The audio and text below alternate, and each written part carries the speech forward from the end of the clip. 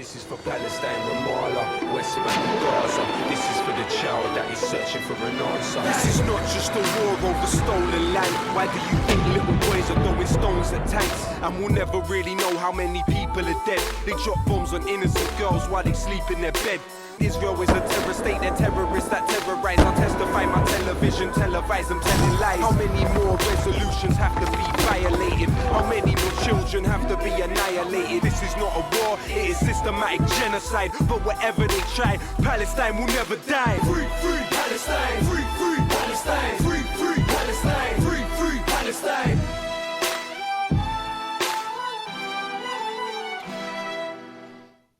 Hello, I'm Chris Williamson, and this is Palestine Declassified, where we investigate the Israeli regime's global war against solidarity with the illegally occupied people of Palestine. Iran's assistance has been pivotal to the growing strength of the Palestinian resistance against the Zionist colonial occupation. And in the first part of today's programme, we'll be looking at the Islamic Republic of Iran's role in supporting the liberation of Palestine. In the second half of the show, we'll be examining how Palestine resistance factions themselves view Iran's role in their struggle for freedom. But first, we've got this special report by Latifa Abu Chakra setting out the extent to which Iran supports Palestinian liberation. As the Palestinian resistance factions increasingly come together and take the fight to the Zionist entity, what kind of support are they getting from outside?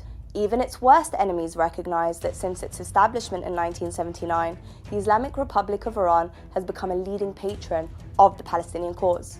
Those are the words of the Zionist front group united against nuclear Iran. They are quite correct.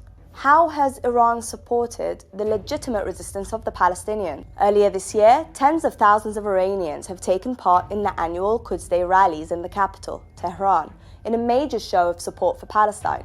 Similar marches and events happen in more than 900 cities and villages nationwide, according to officials. Hossein Salami, the Commander-in-Chief of the Islamic Revolutionary Guard Corps, IRGC, who was the keynote speaker of the event in Tehran, told the gathering crowd that Iran's first supreme leader, Ruhollah Khomeini, established Quds Day shortly after the 1979 revolution to let the world know that Palestine was not alone. He said the current supreme leader, Ali Husseini Khamenei, subsequently established the Quds Force, the overseas arm of IRGC, to expand the Islamic Revolution in other Islamic countries with the aim of pressuring the Zionist regime, and in the near future, the regime's elimination from the world's political geography. Even the Jerusalem Post recognizes the strategy being adopted by Iran of unifying the resistance, a strategy which is visibly now in operation. In the Unity Intifada of May 2021, it was revealed on the Lebanese news service Al-Manar that a joint operation room was established in Beirut in response to the Zionist attacks on Gaza. It involved officers from Hezbollah, Hamas, and the Islamic Revolutionary Guard Corps. The commander of IRGC's Al-Quds Force, General Ismail Qani, visited Lebanon twice to attend the meetings. The Palestinian factions were provided with data about the movement of the Israeli occupation military, which frustrated the enemy's plot to ambush the Palestinian fighters near the Gaza border. According to the editor-in-chief of the Lebanese daily Al-Akhbar, Ibrahim Al-Amin said, had Israel expanded its aggression, the entire axis of resistance would have confronted it. Amongst the other support from Iran is funding weapons and training. In 2020, Al Jazeera broadcast revelations from Hamas about the weapons being supplied by Iran. The program What is Hidden is Greater showed members of Izz-ad-Din al-Qassam Brigade, the armed wing of Hamas, collecting Iranian Fajr missiles and Cornet anti-tank shells. The Islamic Republic of Iran stands fully behind the Palestinian factions and is central to the wider axis of resistance.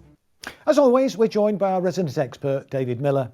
David's an academic and a former professor at Bristol University, and he's a leading British scholarly critic of Israel. He also co-founded and is a co-director of the lobbying watchdog Spinwatch. Our guest expert today is Sami Ramadani. Sami is an Iraqi-born lecturer in sociology, and he writes on Iraq and current affairs of the Middle East. He's also a member of the steering committee of the Stop the War coalition. Sami was a political exile from Saddam's regime, but he actively opposed the US-led sanctions on Iraq and campaigned against the invasion and occupation of his homeland. welcome to the show. David, what can you tell us about United Against Nuclear Iran, and should we listen to their assessment, do you think? Well, United Against Nuclear Iran is one of the most pro-Israel think tanks in the US. I mean, it really should be registered as a foreign agent of the Zionist entity, but it's not. But it has on its board people who used to be the director of Mossad, and it's really quite kind of out there as a kind of extreme supporter of Israel. But nevertheless, they recognise that the role which Iran plays, and so it's interesting that even an organisation as ultra-Zionist as that is able to say something about how Iran relates to Palestinian liberation, and it's an accurate statement, and even though this is a hyper-Zionist organisation. Well, Sami, I mean, tell us about the history of Iranian support for the Palestinians. I think 1979 obviously is the critical year, because that's when the Iranian Revolution overthrew the Shah's regime. And the Shah's regime was a cornerstone of Israeli Zionist presence in the area. The Iranian regime under the Shah acted as Israel's main ally in the region. And the Iranian Revolution dealt a heavy blow to Zionist presence in the area, and put a halt, at least, to a lot of the aggressive policies that the Zionist leaders were planning in the region. What does this daily coordination in Beirut tell us about the relations with the resistance and Hezbollah? Well, I mean, the fact that they've got this daily war room where they're actually planning joint operations, not just between the Islamic Republic and the Palestinian factions, all of the factions, but also with Hezbollah. It shows that they actually conceive of the axis of resistance as being a functioning organizational body. And of course, it encompasses also groups in Iraq and in Yemen and in Syria. But it does show that there's an actual functioning axis of resistance, which effectively has its own governance structures. And that's an indication of the unity that there is now against the Zionist entity, and the fact that it's looking increasingly difficult for Israel to continue its activities. I mean, Sami, can you explain what this term axis of resistance means? It obviously evolved after the Iranian Revolution of '79, and basically it includes the various Palestinian resistance groups, Hezbollah in Lebanon, and later, obviously, as states, this term became to include Syria, and some Iraqi organizations, as well as, of course, Iran. And nowadays, you can even include the resistance of the Yemeni people against Saudi aggression. I mean, and the resistance, of course, is seemingly, from the outside, becoming more effective than I think it's been in the past. I mean, would you agree with that, Sami? Oh, certainly. I mean, there were some decisive moments, especially within the context of the two arenas, and a third one, I'll explain that as well. The first is the presence of Hezbollah in Lebanon, which actually defeated the Israeli occupation forces and defeated new aggressions on southern Lebanon and on Beirut and Lebanon in general by the Israeli forces. So that these events, these great military victories, became axiomatic or extremely important to the development of resistance against Israeli occupations and aggressions. And the second arena is Gaza, of course, and Palestine in general. Or if you like, this is the first one because it preceded the resistance in Lebanon. And the heroic, incredible resistance of the people of Gaza, for example, Palestinian people in Gaza, is incredible because Gaza is just one big prison occupied by Israel, surrounded sea, land, and air by Israeli occupation. Is quite a remarkable form of resistance. So this is and in the last, say, since 2011, there also evolved resistance within Syria against the terrorist organizations that attempted to divide and destroy Syria completely. Let me just ask David a question, if I can, before we go to the next clip that we want to show you. I mean, I just wanted to ask you, David, I mean, what do you say to the people who've been claiming that Iran and Syria, for that matter, actually, are not really anti-imperialist countries at all? Well, there's no purity in struggle. I mean, in reality, there is the imperial power, which is the US and its allies, and the UK and Israel, and there is the opposition to that. And the opposition to that is the anti-imperialist cause. And people say, well, they're not left-wing enough. They're not like Venezuela or Cuba. That's not anti-imperialism. But of course, anti-imperialism has got nothing at all to do with the question of neoliberalism. It's a question of whether you actively are in supporting the resistance. And if you ask the resistance what they think, they say, yes, Iran is our ally. Well, we'll just pause there for a moment, because we've got a report now about how the resistance in Palestine actually views Iran. The commitment of the Islamic Republic to the liberation of Palestine is not metaphorical or emotional.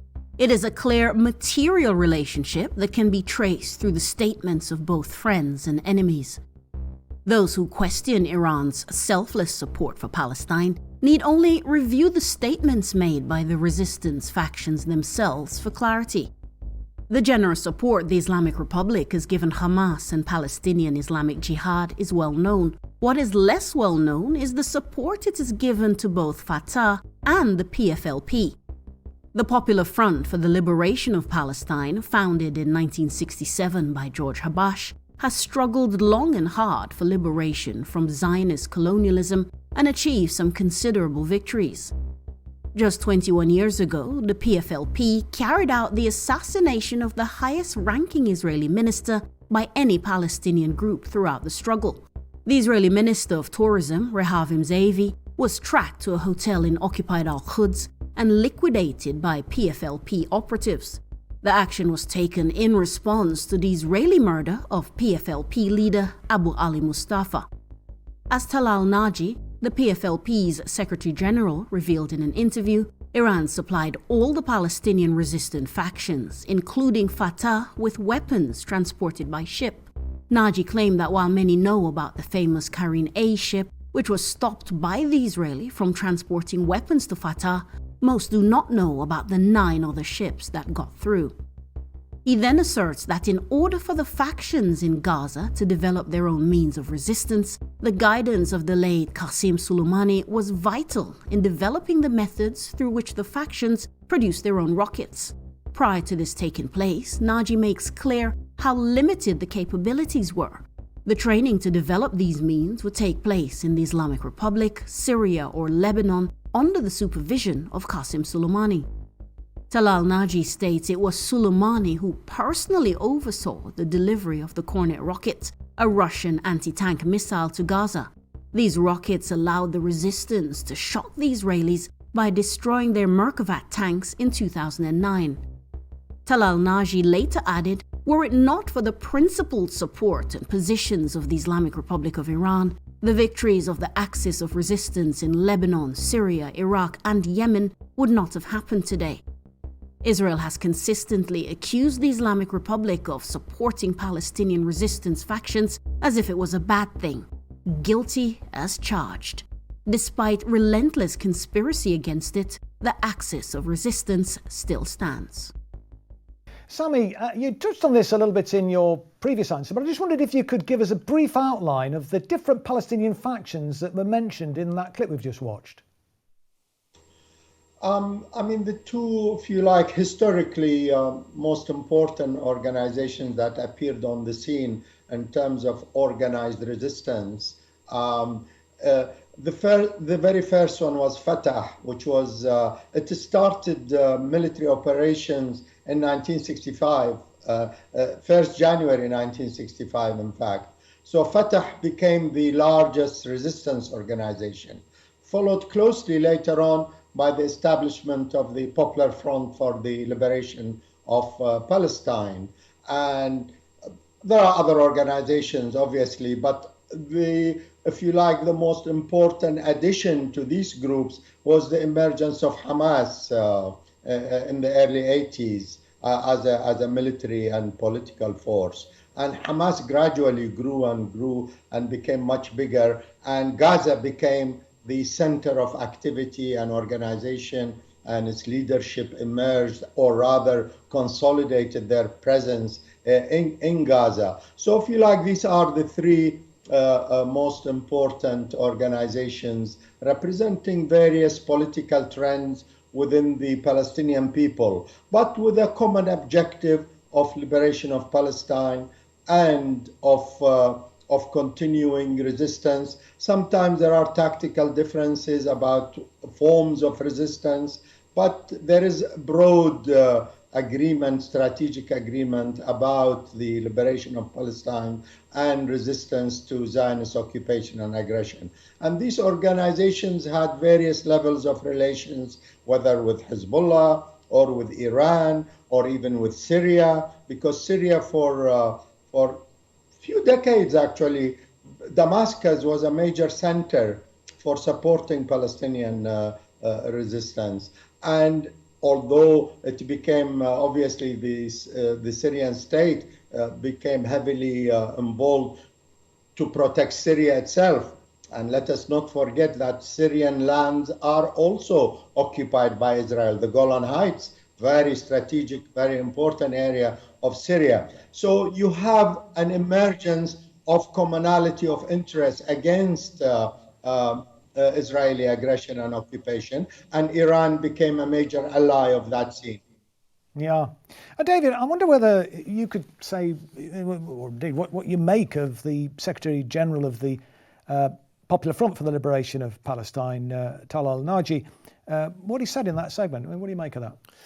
Well, I mean, it's perfectly clear, isn't it, that all the factions are being supported by the Iranians. It's not just the one which is perceived to be closest to them, Palestinian Islamic Jihad, but all of the factions. And it's also clear that there's much more in the way of support going on that isn't publicly known about. So sometimes we see ships are seized or materials are stopped, but clearly there's lots of other material which is getting through. Yes, by sea, but also by land as well. So there's clearly a massive operation going on there, and the Israelis have been a bit surprised and shocked by that sometimes, and especially in the Unity Intifada of last May, where they were preparing for a ground operation and ground invasion of Gaza, and they discovered they couldn't do it, and they pulled back, and there was a ceasefire. So there's a real balance going on here, which people perhaps don't realise. Interesting, yeah. I mean, Sami, it's not well known that Iran also armed Fatah, is it? And what do you think that says about the wider policy of the Islamic Republic towards Palestine?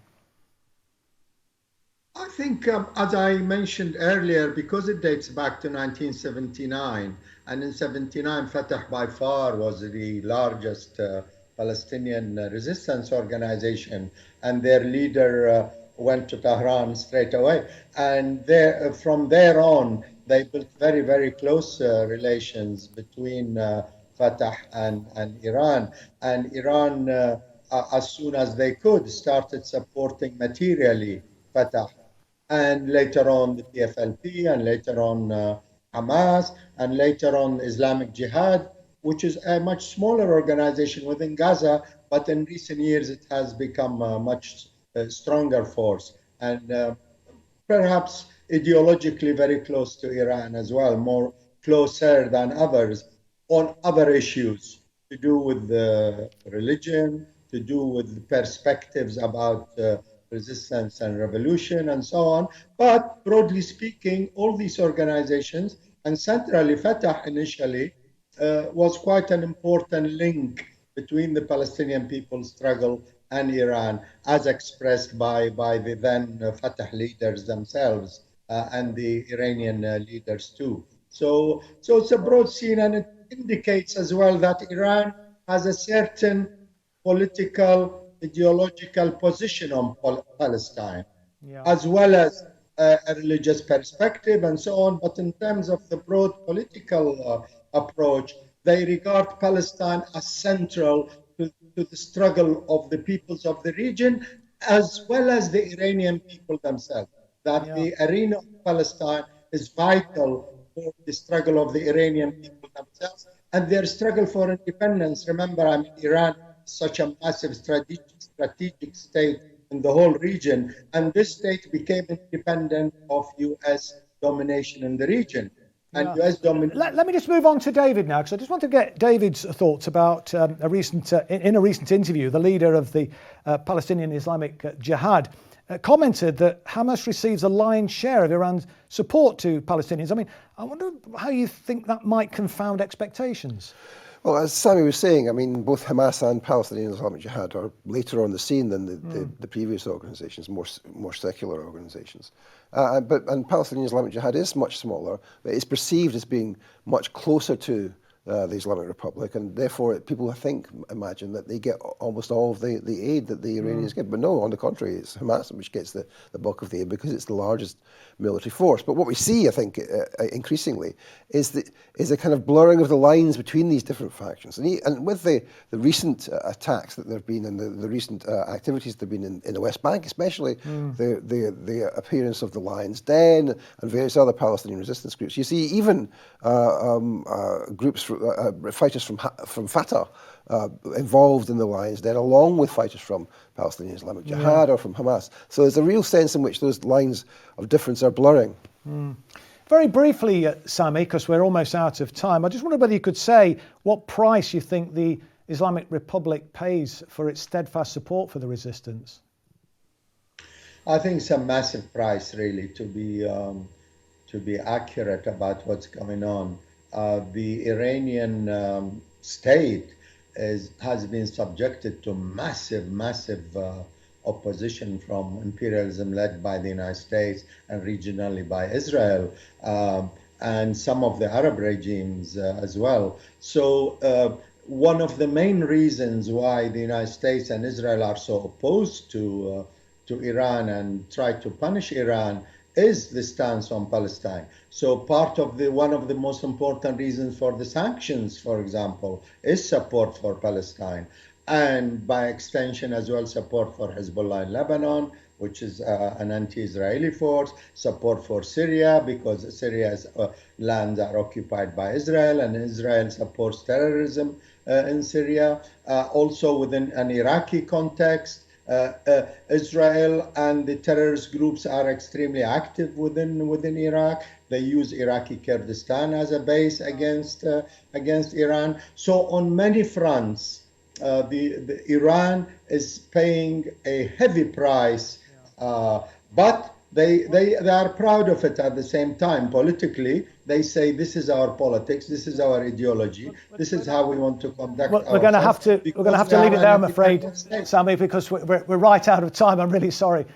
We could go on for a lot longer, but I'd like to thank our guests today, Sami Ramadani, and of course our resident expert, Professor David Miller. And a big thank you to all our viewers too.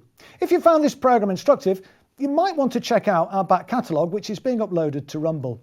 You can also follow the show on Facebook, Twitter, TikTok and Telegram. Meanwhile, we'll be back next week with more investigations and analysis on Palestine Declassified. So until next time, this is Chris Williamson saying bye for now.